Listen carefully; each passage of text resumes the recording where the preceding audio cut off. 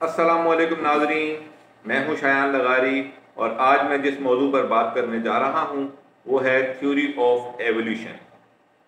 नाज़रीन, theory of evolution, जिसे उर्दू में नज़रिया इर्तिका कहा जाता है, ने ज़मीन पर ज़िंदगी के बारे में हमारी समझ में इनकलाब बर्पा कर दिया है। ये एक ज़बरदस्त दास्तान है जिससे हमें ये मालूम होता है कि दुनिया में मौजूद तमाम जानदार कैसे वजूद में आए।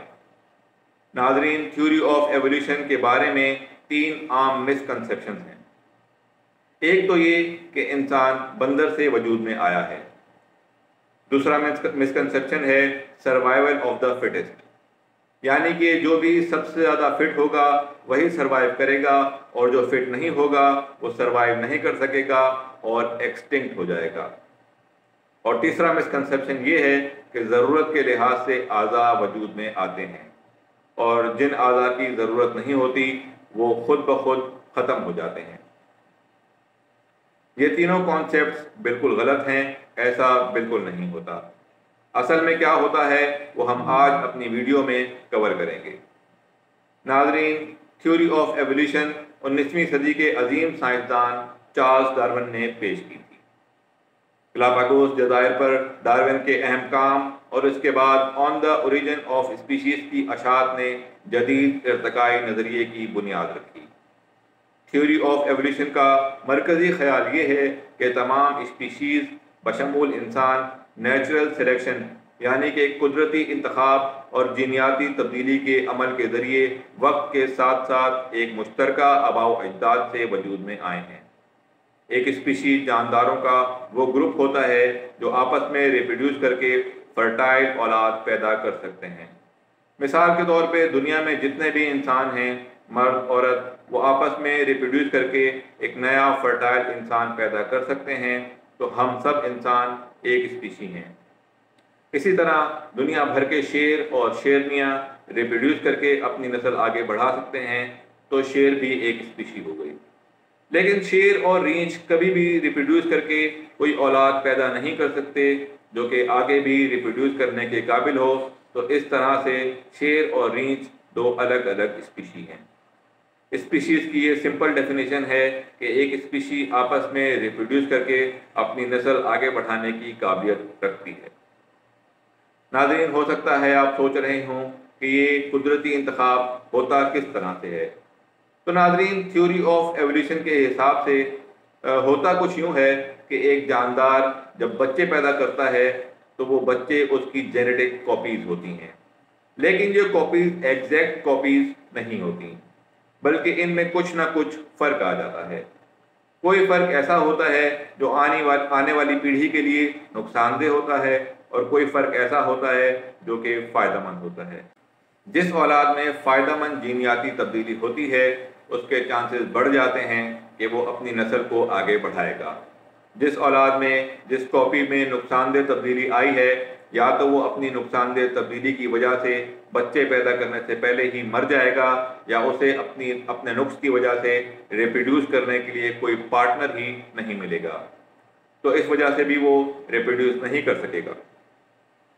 इस तरह से जो नुकसानदेह तब्दीली होगी वो नस्लों में ट्रैवल नहीं करेगी, बल्कि सिर्फ फ़ायदेमंद जीनियाती तब्दीली ही नस्लों में ट्रैवल करेगी और आहिस्ता आहिस्ता ये तब्दीली नस्ल दर नस्ल बढ़ती रहेंगी। एक वक्त आएगा नाजरीन जब ये जीनियाती तब्दीलियाँ इस कदर ज़्यादा और वाज़ेह हो जाएंगी कि एक बिल्कुल मुख्तलिफ स्पीशी तैयार हो जाएगी। नाजरीन, एवोल्यूशन में माहौल का बहुत अहम असर होता है, बल्कि ये कहा जाए तो गलत नहीं होगा कि माहौल ही डिसाइड करता है कि कौन सी तब्दीली फ़ायदेमंद है और इसे आगे बढ़ना है और कौन सी तब्दीली नुकसानदेह है और इसे आगे नहीं बढ़ना।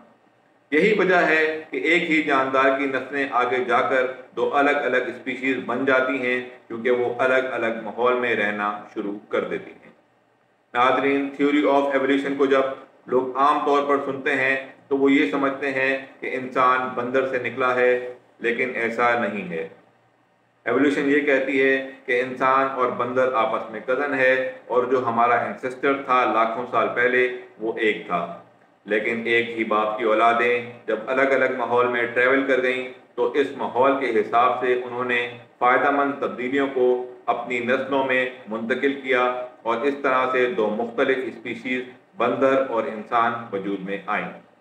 नाज़रीन, वीडियो के शुरू में सर्वाइवल ऑफ द फिटेस्ट को मैंने एक गलत कॉन्सेप्ट इसलिए कहा था क्योंकि लोग ये समझते हैं कि जो भी जानवर सबसे ज़्यादा फिट होगा, सबसे ज़्यादा तेज़ होगा, जिसकी तेज़ आँखें होंगी, जिसकी तेज़ रफ्तार होगी, तो कुदरत उसे अपनी नस्ल आगे बढ़ाने के मौके फराहम करेगी।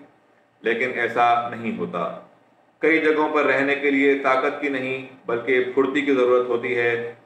घुप अंधेरी जगहों पर जानदारों को आँखों की नहीं बल्कि तेज़ कानों की ज़रूरत होती है। किसी माहौल में चलने की ज़रूरत नहीं होती बल्कि रेंगने की ज़रूरत होती है।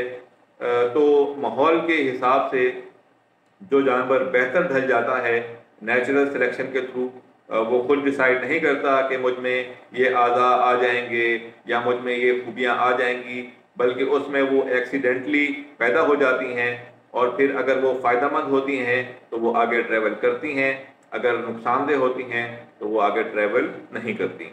तो इस तरह से माहौल के हिसाब से जो बेहतरीन स्पीशी तैयार होती है वही सर्वाइव और आगे रिप्रोड्यूस करती है। नाज़रीन, बहुत से लोग थ्योरी ऑफ एवोल्यूशन को सिर्फ एक मफरूज़ा समझते हैं, एक ख्याल समझते हैं कि किसी ने ऐसे ही कह दिया कि जानदार ऐसे वजूद में आए और लोग इस बात को मानने लग गए। ऐसा बिल्कुल नहीं है। थ्योरी ऑफ एवोल्यूशन एक साइंटिफिक फैक्ट है। इसके बहुत से सबूत हमें फॉसिल्स के ज़रिए मिलते हैं और जेनेटिक स्टडीज़ में भी इसके बहुत से सबूत हमें मिलते हैं। आज दुनिया के तकरीबन 90% से ज़ायद बायोलॉजी के साइंसदान इस बात पर यकीन रखते हैं कि थ्योरी ऑफ एवोल्यूशन एक हकीकत है और किसी के मानने या ना मानने से ये हकीकत तब्दील नहीं होगी। उम्मीद है नाज़रीन आपको मेरी वीडियो पसंद आई होगी। अगर मेरी वीडियो आपको पसंद आई है तो इसे प्लीज़ लाइक कीजिए, ज़्यादा से ज़्यादा लोगों में मेरी वीडियो शेयर कीजिए, मेरे चैनल को सब्सक्राइब कीजिए और साथ में बेल आइकन को भी प्रेस कीजिए ताकि आपको मेरी आने वाली वीडियोस की नोटिफिकेशन मौसूल होते रहें। अगर आपने मेरी पुरानी वीडियोस नहीं देखी तो वो भी आप देख सकते हैं, आपको मेरी चारों तरफ नज़र आ रही होंगी। अभी तक के लिए इतना ही। बहुत बहुत शुक्रिया। खुदा हाफिज़।